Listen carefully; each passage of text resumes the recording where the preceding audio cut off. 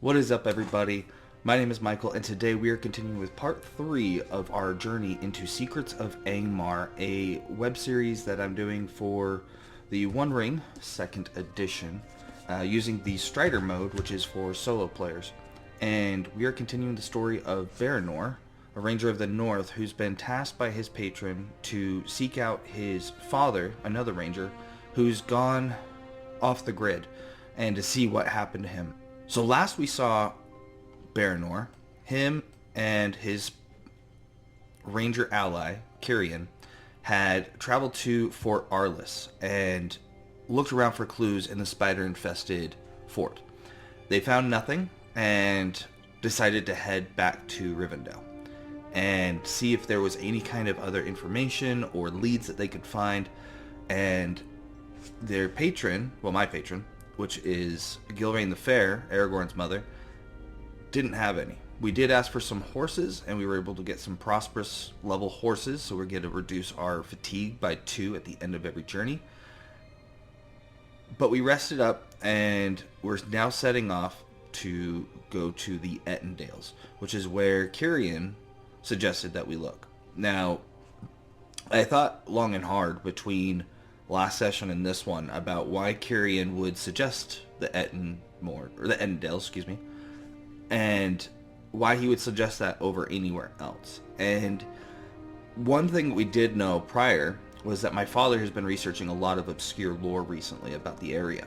And so what I had decided to go with was that with the Ettendales, which is full of trolls, and a lot of people don't go there very often, it's kind of off the beaten path, so to speak, is that there's probably a lot of lore hidden there in terms of certain forts, because it is still part of Rhudaur a little bit, which is so when Arnor was the kingdom of Gondor, but in the north, it took up a lot of space. And I'm going to try to do this so you guys can kind of see this okay. So Arnor, as you see right here, it took up from the Grey Flood, which is up here. It cut right in front of Rivendell. It kind of comes up towards the Ettendales. I keep on saying Moors because of the other word there. And then goes up towards Mount Graham, follows into the Lone Lands, and then it comes down roughly into the Grey Havens. And so all that area was Old Arnor. Well, at one point, that kingdom had shattered into 3 smaller kingdoms. And one of those was Rhudaur, which is up by the Mount Graham and Ettenmoors and Ettendales where we're going. So that's the logic that our characters are utilizing for this. Our destination will take us probably close to 2 weeks, I think it is. 1, 2, 3, 4, 5, 6, 7, 8, 9, 10, 14, 15, 16. Actually, it should take us less time because we have a horse. Or horses, I should say. So let's go ahead and begin. So we're going to be leaving Rivendell, and we're going to be doing a travel check. Now, because I'm getting support from a companion, and because I have my map, we can do some bonus dice. So we're going to go ahead and roll and see how it goes. A success. Okay, so we get to move 3 spaces towards the last bridge. 1, 2, 3. So now we're going to be getting an event right here. So I'm going to copy and paste one right there, because I like to keep track of where these were. Then we get to roll the best of 2 feat dice, which is the 12-sided dice that we use, and keep the better result, because my patron, Gilraine, if I'm in what was Old Arnor, which is any of those 3 kingdoms, then I can utilize the feat die to see what travel event I'm going to get and make it the better one if there is one. So we're going to roll 2 dice. We got a 9 and a 4, so we're going to be keeping the 9. Whoops. We're going to see where we're at here. 9 is pretty good. The higher, the better. Let's get to... Okay, so we have a shortcut. If the roll succeeds, reduce the length of the journey by 1 day. And we gain 1 fatigue point. So that's not too bad. So now we got to go down to the shortcut table and roll a 1d6 to see what we got on the table. A 1. Alright, so shortcut game trail. Hunting to traverse the path. So we're going to say that we know we have a long journey ahead of us, and so we're trying to stock up on food and rations and meat specifically as we're going along on our path to make sure that we don't starve later on, hopefully. So we have to do a hunting, which my hunting's pretty good. My hunting has a check mark, which means I get to roll feat dice twice and keep the better result, as well as I get 2 bonus die. So we're going to go ahead and do a hunting. I'm not going to do any bonus dice for this. I'm going to save them for a rainy day. Success. So we were able to successfully manage that. So I'm going to go ahead and update this because it's 1 fatigue. And I think it said reduce the journey, if I'm not mistaken, shortcut. So we're going to say that as we were hunting, we found a little bit better trail to kind of shortcut us into saving some time. This was for hunting for a path. What was it called? Hunting to traverse the path. So hunting path is what I will refer to it as. Success. It was 1 fatigue and reduce the length of the journey by a day. Reduce journey by 1 day. Okay, so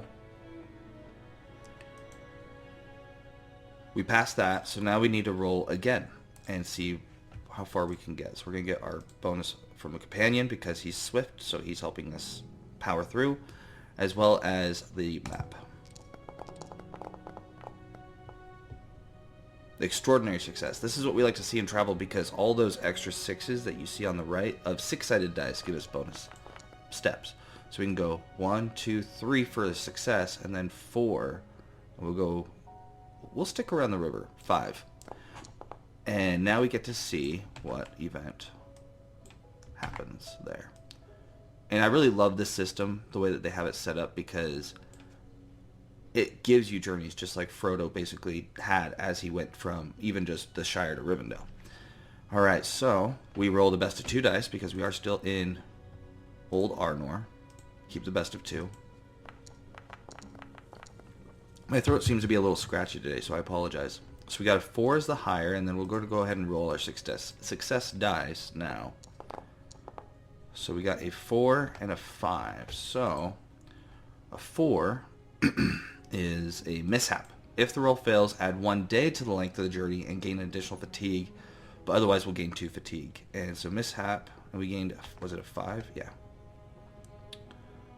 Mishap 5. Rough terrain. Explore to safely traverse.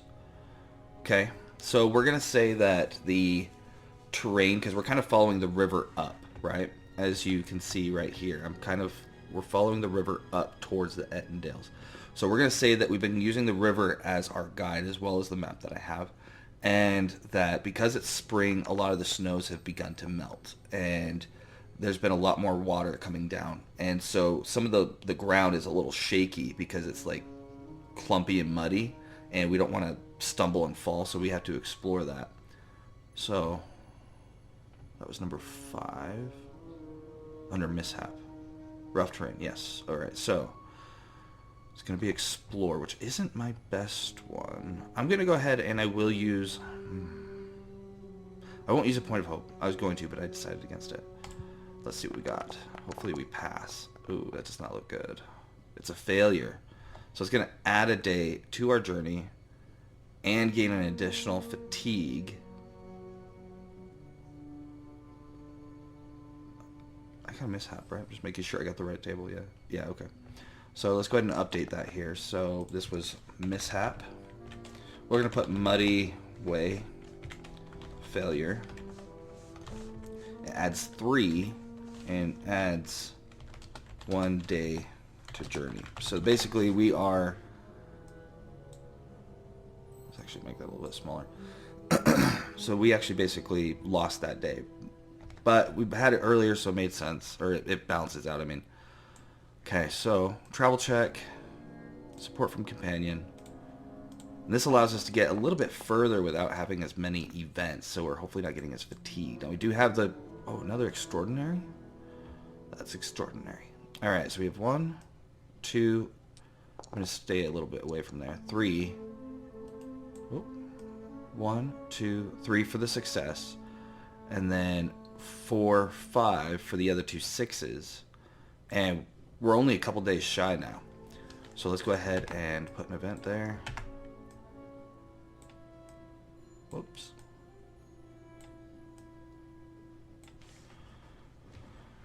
Alright, so again, roll to keep the best of 2. I'm going to go ahead and roll the 1 feat die alongside it, just so that way I can do them all at the same time. Oh, I'm glad. See, this is why it's nice, because that Eye of Sauron would have really screwed me over. So we get to keep the 5, so it's 5 and 5. Alright, so 5 is another mishap. And mishap is right here in 5. Rough terrain again. Wow. Okay, so we had kind of left the river for a minute, as you saw, and then we came back hoping that we could make sure to see where the fork in the river goes, so we could just keep going straight. Not the fork, but the bend in the river.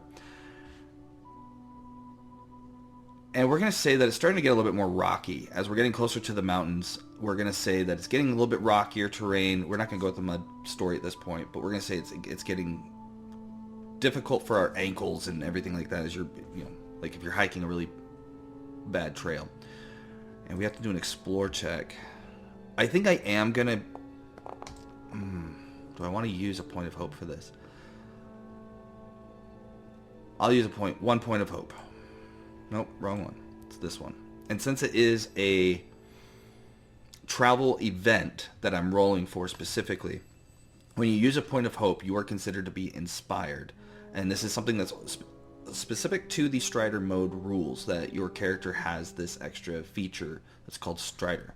So that way you basically get 2 dice for every 1, but only on journey events. And we got an extraordinary success, which is awesome. So that means we can take those. We get on a lot of those. Let's see, 1, 2, 3. Yeah, it's a good start for the day. So those extra 2 dices I can utilize for a future one. I believe it's called building momentum or advantage. So we are going to be doing. We'll be saving those for future travel checks, especially if it has to do with explore or paths specifically. So we get 2 of those for later. I want to make sure that the hope actually did take down. Why is my hope saying 7? Should be at 9 now. There we go. Okay. Oh, and I haven't been adding my fatigue. So let me go ahead. Mishap. The roll was successful. We gained 2 fatigue points. So basically it's going to be the same as this. But we're going to say success. Well, X success. So we only gained 2 fatigue. And we're going to say rocky terrain. And did it say anything about... No, it doesn't change the length of the journey at all. Alright, so now we get to do another one.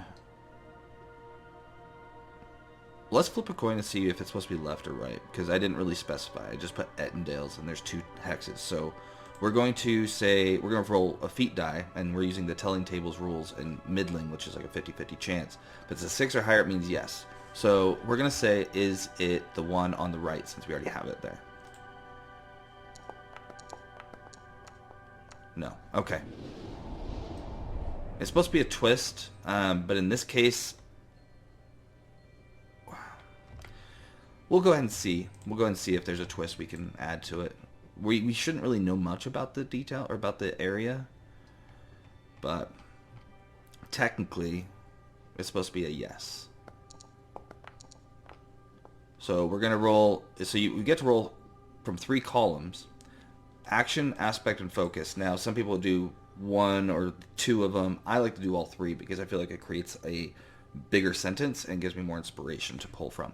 So we roll a feat die, and then we go to that table, and then it's a 6. And we're going to be rolling it 3 separate times for these sets. So that way we get, the first rolls will be for action, the second for aspect, and the third for focus column. So... So we 1 and 1. We'll see if there's a twist we can pull up. So a 4 and a 5. So 4 is right here, and a 5. So guard. Interesting. Maybe it's something we can plan as like a non-event event once we get there. Then we roll again for the second column. A 1 and a 5. A 1 and a 5. Broken. So guard broken. Okay. I'm kind of liking where this is going. I'm kind of already seeing some inspiration here. Guard from what, though? Hopefully we get some combat this session. I haven't had one. I've been wanting it. So let's go ahead and roll the last set. It's a 10 and a 2.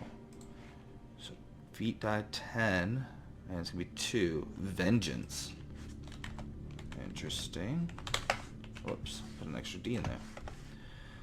Alright, guard, broken, vengeance. I'm going to let that one stew in the back of my mind. I already have some ideas and see what we can discover as we continue on our journey. So we're going to roll.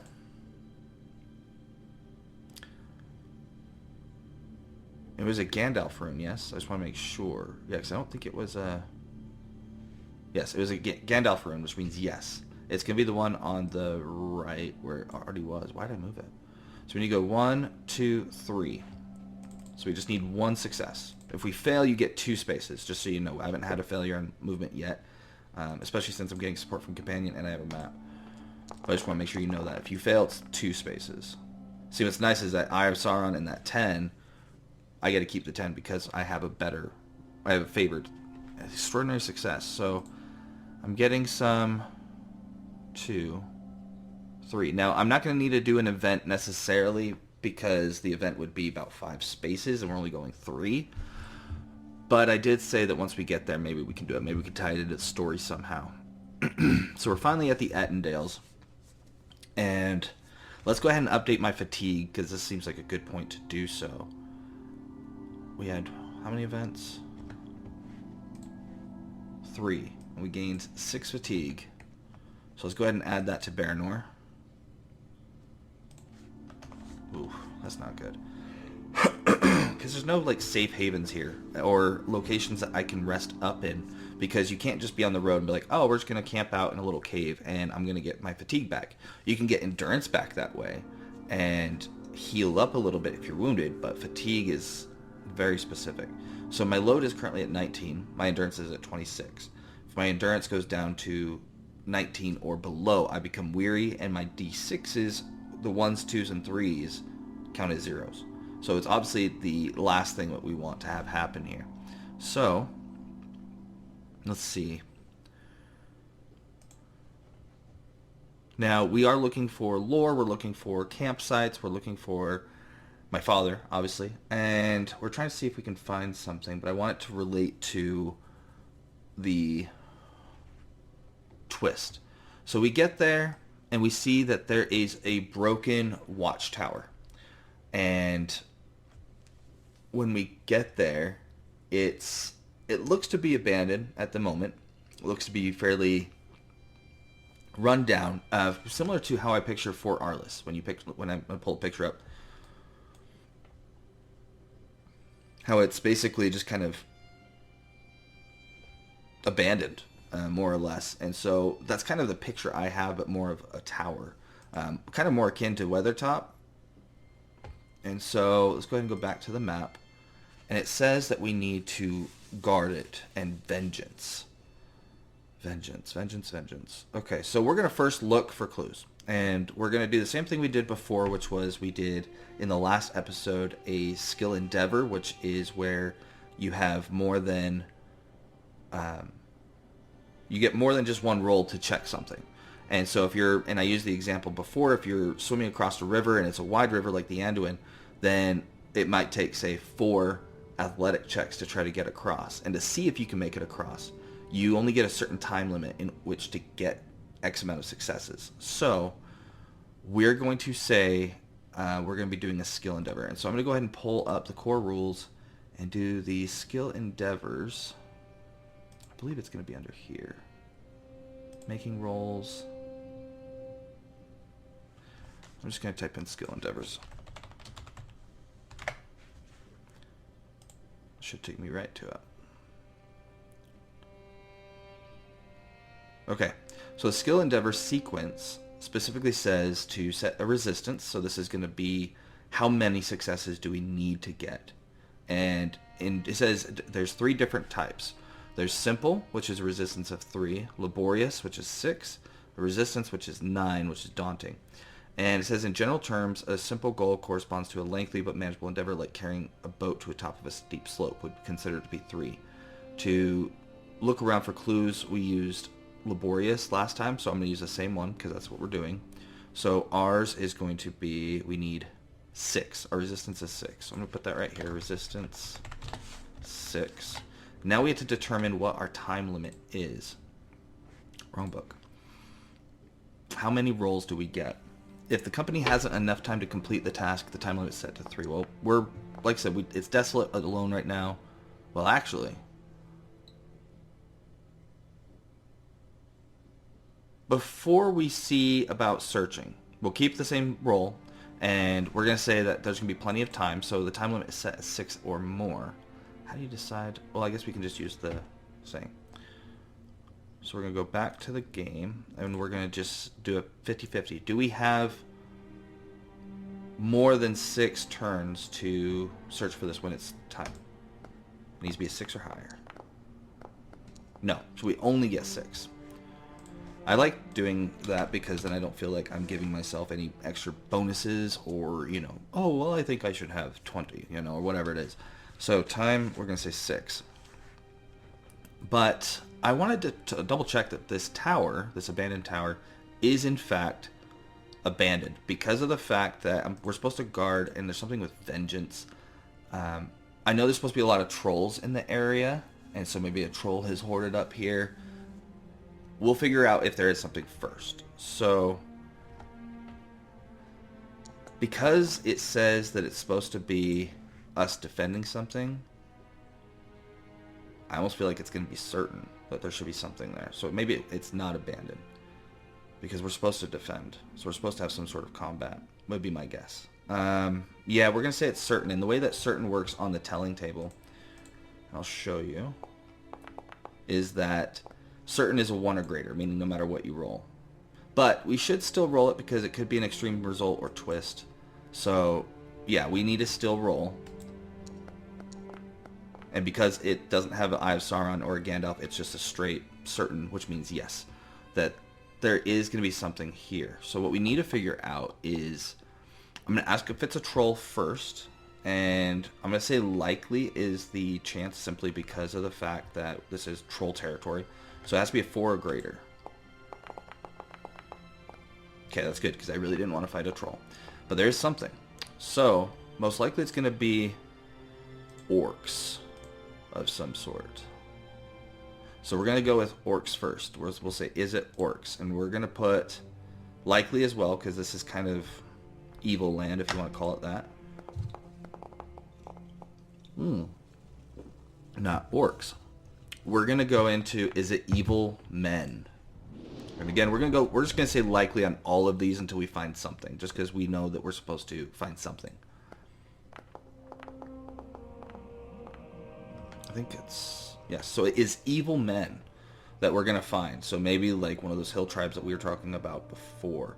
The question is, how many? And the way I like to do this is, obviously there's going to be at least one.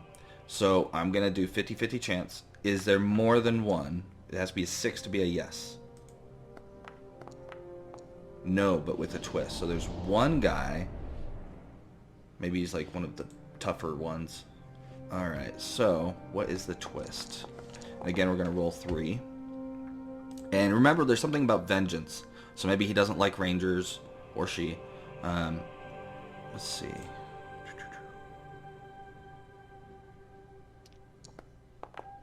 We are going to roll 1 and 1 for our first on the lore tables. 4-4. So 4, gather. Okay, so we're going to put this under here, gather. And then we're going to go to another one for the next column. We got an 8 and a 1, which is restored. Interesting. And then our last rolls. A 7 and a 5. Oh, book is up here. 7 and 5. Quest. Gather restored quest. Okay, I think I have an idea for this. So currently our quest has been derailed, right? We're just searching, right, aimlessly. And we're here to gather clues about our quest. So this person knows or has seen my father, and we need to try to talk them into not fighting us, but we have to guard the broken, and there's vengeance. So maybe they saw him, because if it's vengeance, it's not going to be a happy union. So we're going to say, is it a woman? And again, we're going to do 50-50. 6 is yes. No, it's a man. Okay, so now we have to figure out... I'm actually going to pull up my book, because I have some other... This is some of the evil men on there that you're seeing are from my home game, if you will, from some of the first edition adventures. So I want to make sure I'm only utilizing the evil men from the book. So we get to page 146 in the first print. We have 1, 2, 3, 4, 5. We have 5 different types of men. So I think what I would like to do, just to speed things up, well,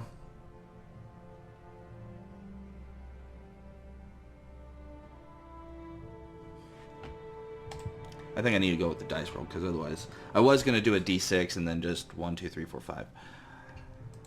Actually, I still think I'm going to do that. So if it's a 6, we're going to reroll.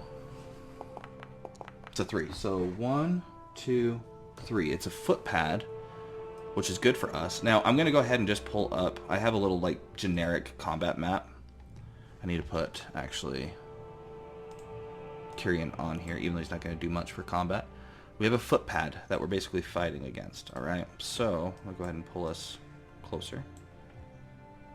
What's funny is it looks almost like a woman in the picture, but it's not a woman. So this, we're going to say that we think it's abandoned, and that this footpad jumps out trying to attack me, right? So I'm going to say I need to do an awareness check. Actually, we're going to go ahead and pull up. This is the perfect time. Since it's our first combat, and again, I'm trying to make this somewhat educational, that we are going to... Here's combat. Onset of battle. Now, they're trying to be stealthy and hit us. So, should be something about stealth first. Surprise attacks. So we're getting ambushed, and so we need to make an awareness roll. Now,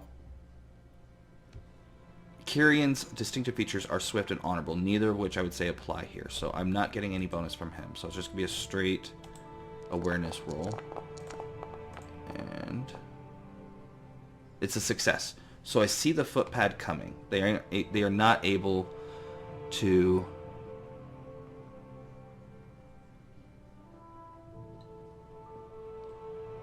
get a... sorry, I'm just trying to read this here. Actually, I'm going to check something with my little cheat sheets that I have, because sometimes it just simplifies things. Combat basics. What I want to make sure is with a surprise attack, because it says adventurers who fail an awareness roll, which we did not, cannot make an opening volley or take actions in the first round. So I get to do an opening volley. So what happens is, at the beginning of combat, typically, once everyone's aware that they're there, whether it's through a stealth check, awareness, what have you, is that you do an opening volley. So any ranged attacks first.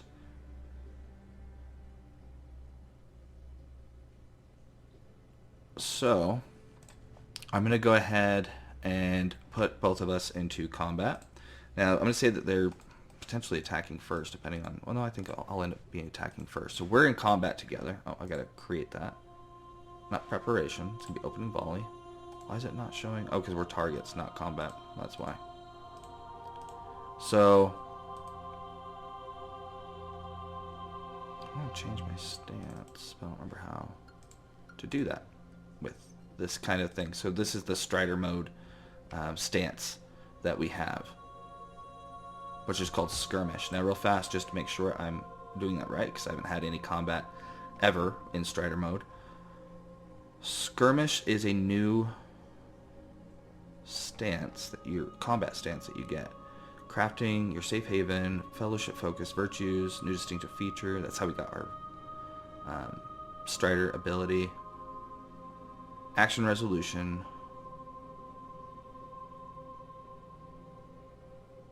The telling table. Okay, I get that. I just need the combat stuff, guys.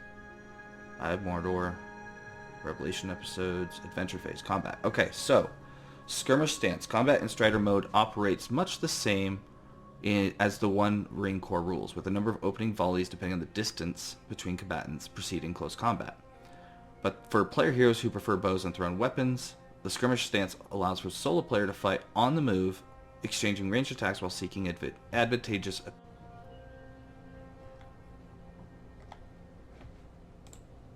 Alright, sorry there, we had a little bit of technical difficulties for a second. So, basically where we were is that Baranor and Syrian had gone into this broken watchtower and were being attacked by a footpad. So, we're going to go ahead and start the combat, which I'm going to have to now... Oh no, actually, that's fine. We're good. Opening volley. So, they go to attack me, but I'm far enough away that I can shoot them first. So, let me make sure I put them as the target. And the way this works is it has its own set of combat proficiencies, as you see here. And it works very similar. You roll a d12 and then you roll an extra d6 for everything in there. So since it's a ranged opening volley, I'm using a bow. I'm not going to use any special dice. I'm just going to roll a straight check. And it's a success. Okay, so my bow does a set number of damage. So it's not like D&D where you roll the damage separately. So this is a 3. And let me double check this wasn't... Oh, it was a 10. Which means, as I pull up my cheat sheet here, as I like to call it, for combat. We'll go ahead and close this for a second. So, right here, piercing blow. When the feat die rolls a 10 or a Gandalf rune on a successful attack, the target must succeed in making a protection test to avoid a wound. Adversaries are killed outright when wounded. Those with a might of 2 or greater, that's usually like a bigger boss, will or greater require that many wounds to kill. So the footpad, I believe, is just a 1 because it's meant to be a might of 1 and it only has endurance of 8. So it has to make a protection test. So it goes to your armor, their armor, I should say. And I'm going to make sure you guys can see this okay. So this is their kind of sheet. This is their parry, how much I have to like do extra, attribute level, armor, might, hate, which is like bonus points they can do for certain things for abilities. But for this, they need to make a protection test. So we click on armor, and it goes against my bow's number. So I want to make sure it's doing it right, because I have an injury number of 14. So they need to roll a 14 to not be killed, basically. And it looks like they are outright just killed. Now, because this is someone who is, when we go to my little cheat sheet that we were creating, not cheat sheet, but my spreadsheet, it was gather, restored, quest, and vengeance. So we're going to assume that we guarded the broken tower by defeating this footpad, and that they were just going to kill us outright, maybe to get whatever goods we had on us, food, rations, what have you. Now, as far as the gather, restored, quest part, we're going to search them and around the area. Now, I was going to do the whole scan thing, but because there's that twist that says gather, restored, quest, the only thing makes sense that we get a clue to the next location. So we're going to say that as we were searching around, that there was a table inside the watchtower that was kind of weathered. And on there is some scraps of paper, some old books that have been like really old, a lot of dust, but some of them are recently moved. And on a scratched piece of paper, there's some scribblings that have been scratched out, and we can't tell what it says, but at the very bottom, Kyrian says, "This matches your father's handwriting." And it says, "It was forged in Angmar." And so now we know that we need to go there for our next location.